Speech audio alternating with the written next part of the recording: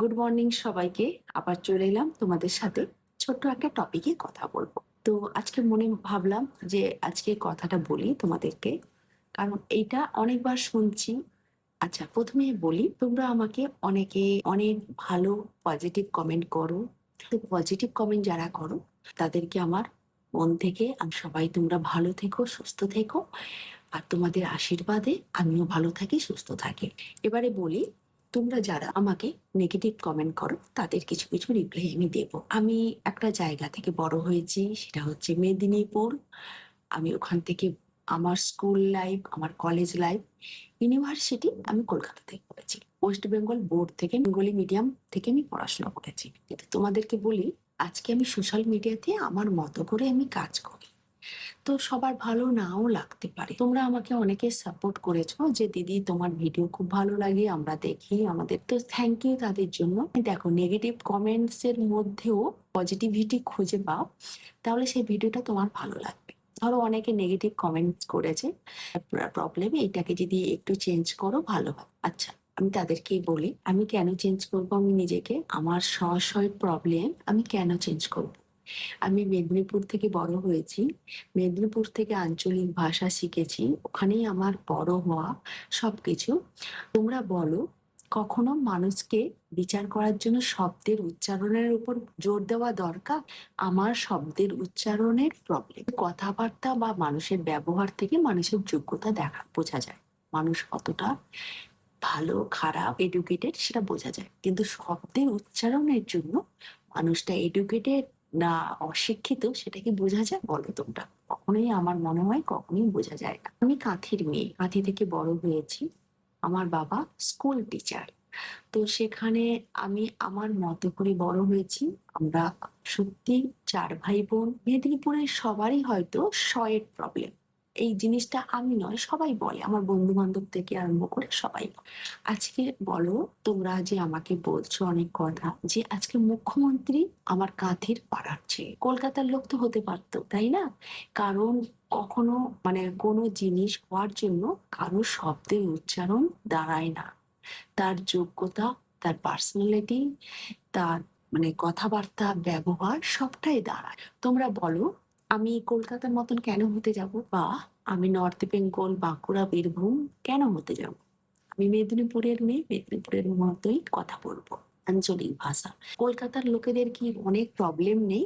অনেক প্রবলেম কলকাতার লোকেদের। কলকাতার লোকেরা, নর্থ বেঙ্গল, প্রত্যেকটা মানুষের।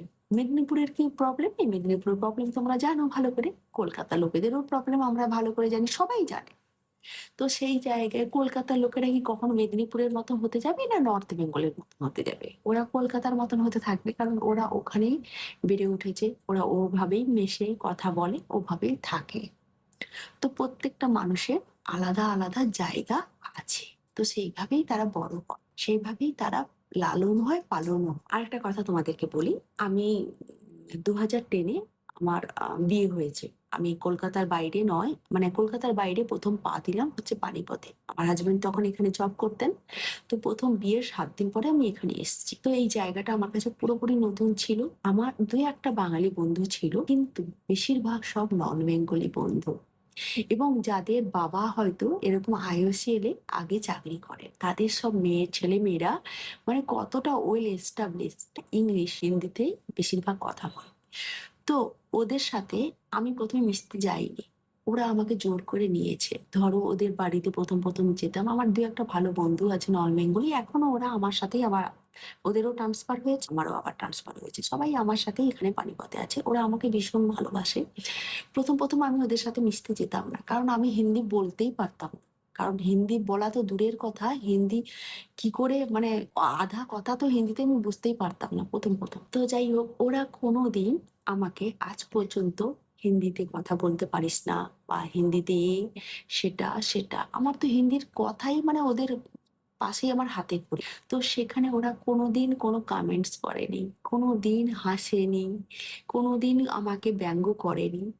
ওরা জানে যে বাঙালিদের, উড়িয়াদের, অ্যাসামিসদের হিন্দিতে প্রবলেম আছে, ওরা সবই জানে। কিন্তু দেখবে, তোমরা যখন কোনো কোথাও বাইরে যাবে, তোমাদের হিন্দি ভালো হবে না, তোমাদের হিন্দি শুনলেই, কথার টোন শুনলেই লোক বুঝে যায় এরা বেঙ্গল থেকে এসছে।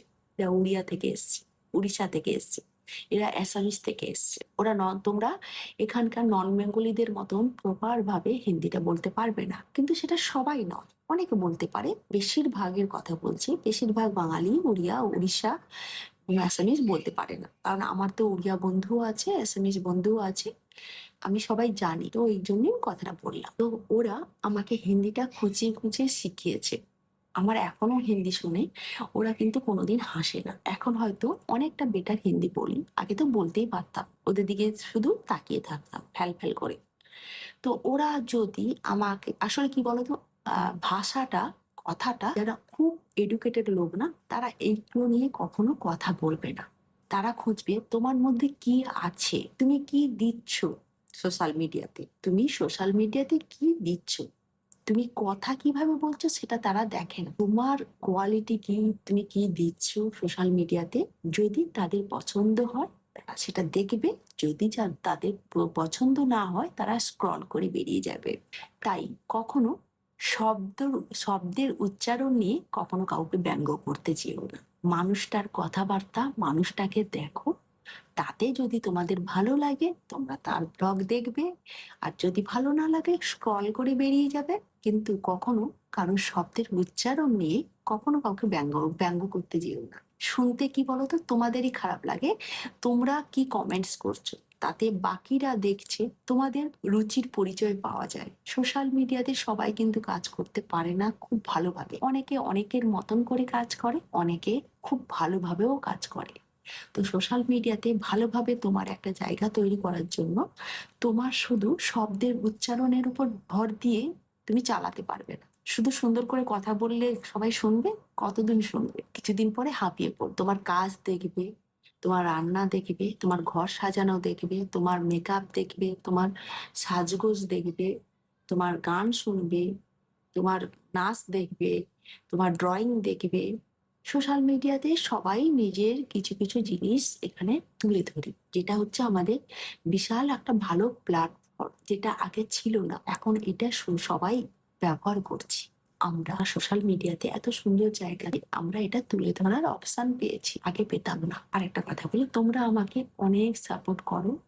আজকে আমার ভিডিওগুলো এত ভিউ হয় খুব কম সময়ের মধ্যে, আমাকে তোমরা খুব ভালোবাসা দিয়েছো, আমার কথা শুনতে চাও, অনেকেই আমাকে বলো দিদি তোমার কথা শুনতে খুবই ভালো লাগে। তো যারা আমাকে এইভাবে পছন্দ করো, ভালোবাসো, তাদের জন্য ধন্যবাদ। তোমাদেরকে মন থেকে বলছি ধন্যবাদ। তোমাদের জন্য আমি অনেক সামনের দিকে এগোতে পারবো, তোমরা আমার পাশে থেকো, আমাকে এইভাবে সাপোর্ট করো। আর একটা কথা বলি, কি বলতো, নেগেটিভ কমেন্ট করলে না বারবার শুনতে ভালো লাগে না, প্লিজ করো না, তোমাদেরকে রিকোয়েস্ট করছি, প্লিজ করো। তোমাদের যদি আমার ব্লগ দেখতে ভালো না লাগে, দেখো না। ভিডিওর পেছনে ভাবতে হয় কিভাবে কি করব, সবটাই একটা প্ল্যান ওয়াইজ চলে। তো আমরা প্রচন্ড পরিশ্রম করি সোশ্যাল মিডিয়াতে, যারা করো তোমরা জানো কি পরিমাণ পরিশ্রম করতে হয়। হঠাৎ হঠাৎ করে তো ভিডিও দেওয়া যায় না, ভিডিও দিতেও পারি না। আমি হয়তো তোমাদেরকে চেষ্টা করতাম যে এইসব কথা না বলে ব্লক করে দিতে বা হাইড করে দিতে, আমি চাইলেই পারতাম, যেটা অনেকেই করে, কিন্তু আমি সেটা করি না। আমি ব্লকও করি না, হাইডও করি না। কি বলতো, আমার কাছে হাইড বা ব্লক করার কোনো সলিউশন নয়। কারো হাইড ব্লক করতেই পারে, কিন্তু তার আগে নিজের একটা পরিচয় তৈরি করা, এটা সবার কাছে। আমি চাই আমার নিজের একটা পরিচয় আছে, আমি কি করি, কি দেখাই, কিভাবে থাকি, সেটা আমি আমার মতো করে করি। চলো, আজকে অনেক কথা বলে ফেললাম, আবার দেখাবে নেক্সট ব্লগে। টাটা। কি বলতো, আমার কাছে হাইড বা ব্লক করার কোনো সলিউশন নয়। কারো হাইড ব্লক করতেই পারে, কিন্তু তার আগে নিজের একটা পরিচয় তৈরি করা, এটা সবার কাছে। আমি চাই আমার নিজের একটা পরিচয় আছে, আমি কি করি, কি দেখাই, কিভাবে থাকি, সেটা আমি আমার মতো করে করি। চলো, আজকে অনেক কথা বলে ফেললাম, আবার দেখাবে নেক্সট ব্লগে। টাটা।